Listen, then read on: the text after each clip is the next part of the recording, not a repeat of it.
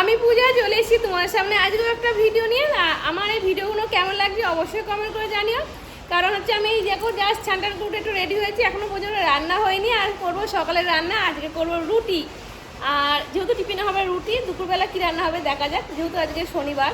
আর কোথায় কি যাচ্ছি না যাচ্ছি কী করছি সারাদিন তোমাদের সামনে তুলে দেবো। অবশ্যই ভিডিওগুলো দেখো, একটা লাইক কমেন্ট করো, আর কেমন লাগছে অবশ্যই কমেন্ট করে জানাও। কারণ তোমাদের লাইক কমেন্ট আমাদের জন্য খুবই দরকার। তোমাদের লাইক কমেন্টে আমাদের মনের জোর বাড়িয়ে দেয়, ভিডিও করার ইচ্ছেটা বাড়িয়ে দেয়। তা চলো এখনকার মতন টাটা।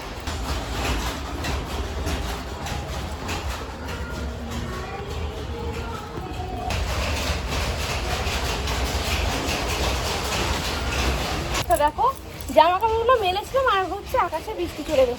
আবার তাড়াতাড়ি করে জামা কাপড়গুলো সব তুললাম।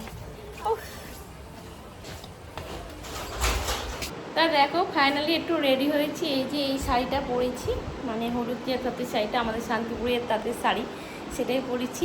পরে এখন যাচ্ছি কারখানা ঘরে। চলো কারখানা ঘরটা তোমার সাথে অবশ্যই শেয়ার করব।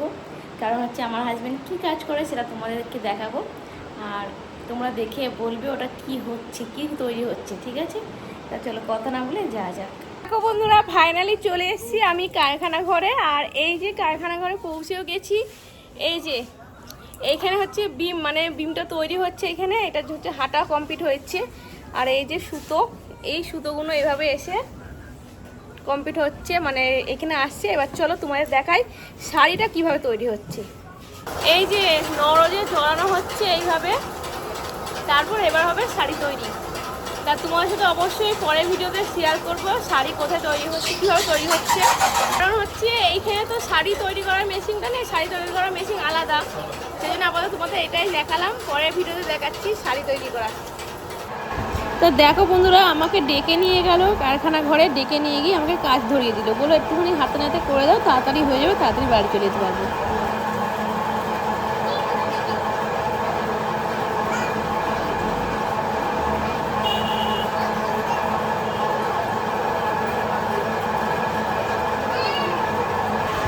তা দেখো বন্ধুরা আমি শুধু ভিডিও তৈরি করতে পারি না, আমি তার সাথে কিন্তু শাড়ি তৈরি করতেও পারি।